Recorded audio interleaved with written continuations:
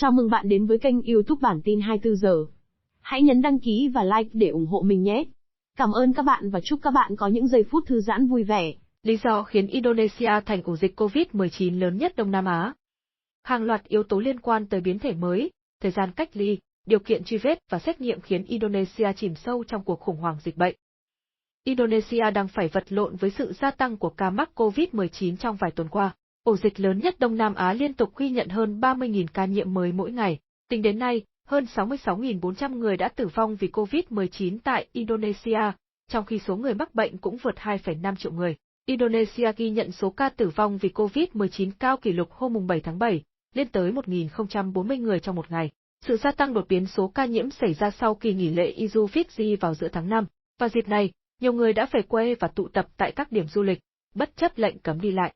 Chính phủ Indonesia đã đoán trước được kịch bản này. Năm ngoái, Indonesia cũng từng ghi nhận số ca nhiễm tăng khoảng 60-70% sau kỳ nghỉ Idul Fitri. Để chuẩn bị trước tình hình, chính phủ Indonesia đã bổ sung tới 72.000 giường cách ly và khoảng 20.000 giường trong số đó đã kín chỗ trước kỳ nghỉ lễ.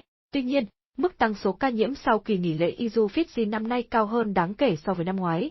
Năm nay, một số khu vực tại Indonesia đã ghi nhận mức tăng hơn 200%, khiến nhiều bệnh viện rơi vào tình trạng căng thẳng nghiêm trọng. Ngày 1 tháng 7, Bộ trưởng điều phối các vấn đề hàng hải và đầu tư Indonesia Luhut Panjaitan thậm chí thừa nhận rằng chính phủ không ngờ số ca nhiễm tăng đột biến như vậy. Theo người phát ngôn của chính phủ Indonesia về vấn đề tiêm chủng COVID-19, Siti Nadia Tarmizi, một lý do dẫn tới sự gia tăng đột biến số ca nhiễm tại nước này là việc người dân coi nhẹ các biện pháp chống dịch.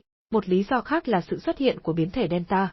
Các chuyên gia tin rằng biến thể Delta, vốn rất dễ lây lan và chưa xuất hiện vào năm ngoái, đóng vai trò quan trọng và chủ đạo trong việc khiến số ca mắc COVID-19 tại Indonesia tăng vọt. Thực tế đã chứng minh ở khắp mọi nơi trên thế giới rằng, chủng Delta này rất dễ lây nhiễm.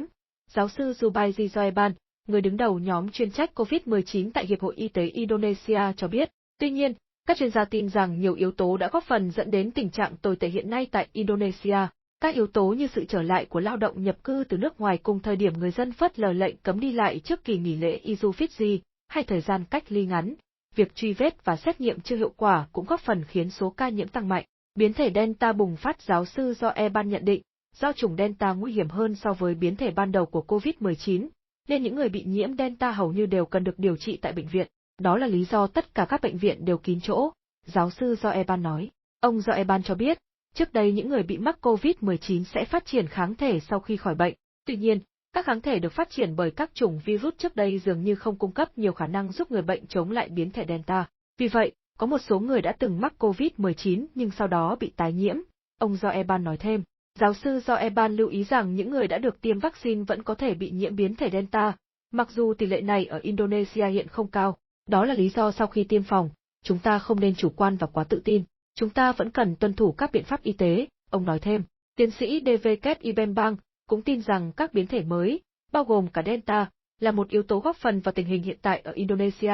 Nhà nghiên cứu về phổi làm việc tại 3 bệnh viện khác nhau ở thủ phủ Semarang của Trung Java cho biết, hiện ông có nhiều bệnh nhân hơn so với năm ngoái, tất cả phòng bệnh đều kín chỗ. Để được cấp một phòng điều trị tích cực với máy thở là rất khó, ông Bembang cho biết thêm. Thời gian cách ly ngắn. Biến thể Delta được cho là đã vào Indonesia từ những người nhập cảnh. Tiến sĩ dịch tễ học Ati Choyzuhizaza cho biết, ngoài những người về quê hồi tháng 5, còn có nhiều lao động nhập cư Indonesia từ nước ngoài trở về. Nhà dịch tễ học từ Surabaya tại Đại học Airlangga cho biết, mặc dù bất kỳ ai nhập cảnh vào Indonesia đều phải xuất trình xét nghiệm âm tính, nhưng việc thực thi diễn ra không nghiêm ngặt. Những người đến Indonesia chỉ mất 5 ngày cách ly, trong khi tiến sĩ Hizaza nói rằng thời gian ủ bệnh thông thường của COVID-19 là 14 ngày. Mãi tới tháng 4, Indonesia mới áp dụng thời gian cách ly là 14 ngày đối với những người từ Ấn Độ, Pakistan và Philippines. Nhưng ngay cả khi quy định này được đưa ra, cảnh sát Indonesia vẫn phát hiện một số du khách từ Ấn Độ vi phạm quy định. Tiến sĩ Mazalina Pane, thành viên của Hiệp hội các chuyên gia dịch tễ học Indonesia, PAI, đồng tình rằng thời gian cách ly 5 ngày là quá ngắn và nó đã góp phần làm tăng đột biến số ca bệnh gần đây. Thời gian cách ly không nên chỉ có 5 ngày, mà phải là 14 ngày. Tôi tin rằng đây là lý do khiến số ca nhiễm tiếp tục tăng, ngoài sự xuất hiện của biến thể Delta, tiến sĩ Pane cho biết. Cuối tuần trước, chính phủ Indonesia cho biết thời gian cách ly đối với những người mới đến Indonesia sẽ tăng lên 8 ngày, kể từ ngày 6 tháng 7. Truy vết không hiệu quả. Một yếu tố khác dẫn tới sự gia tăng số ca nhiễm gần đây tại Indonesia là việc chính phủ đã giảm số lượng người theo dõi, truy vết các ca mắc COVID-19 từ cách đây vài tháng. Hồi tháng 1, Indonesia đã tuyển 8.000 người truy vết tiếp xúc tại 59 khu vực sau khi ghi nhận số ca nhiễm tăng đột biến sau kỳ nghỉ Giáng sinh và năm mới. Tuy nhiên, số người tham gia truy vết đã giảm từ cuối tháng 3, sau khi tỷ lệ lây nhiễm bắt đầu giảm. Bản chất chính của việc truy vết là ngăn chặn và cách ly có kỷ luật. Tiến sĩ Pane, thành viên của nhóm chuyên trách chống COVID-19 của chính phủ Indonesia, cho biết. Tiến sĩ Hizaza ở Surabaya cho biết họ đã tiến hành nghiên cứu và dữ liệu mới nhất tính đến cuối tháng 6 cho thấy, tỷ lệ truy vết ở Indonesia là 1 giờ 10 phút, trong khi tỷ lệ tiêu chuẩn ít nhất phải là 1 giờ 30 phút. Điều này có nghĩa là đối với một người mắc COVID-19, chỉ có khoảng 10 người tiếp xúc cần được theo dõi, trong khi cần truy vết ít nhất 30 người để đảm bảo hiệu quả.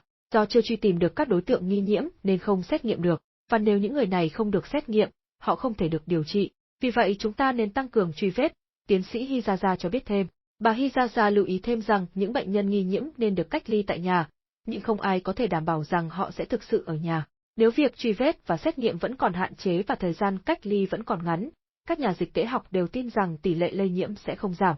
Bộ trưởng Y tế Indonesia nói rằng nước này sẽ ghi nhận mức cao nhất về số ca nhiễm COVID-19 vào cuối tháng 6 hoặc đầu tháng 7, nhưng số ca nhiễm vẫn tiếp tục tăng cho đến nay. Bác sĩ Pane khẳng định điều tồi tệ nhất vẫn chưa đến. Nếu không có biện pháp can thiệp ngay bây giờ, số ca nhiễm sẽ tiếp tục tăng cao, Bộ trưởng Y tế Indonesia cảnh báo. Thành đạt theo CNA, Guardian.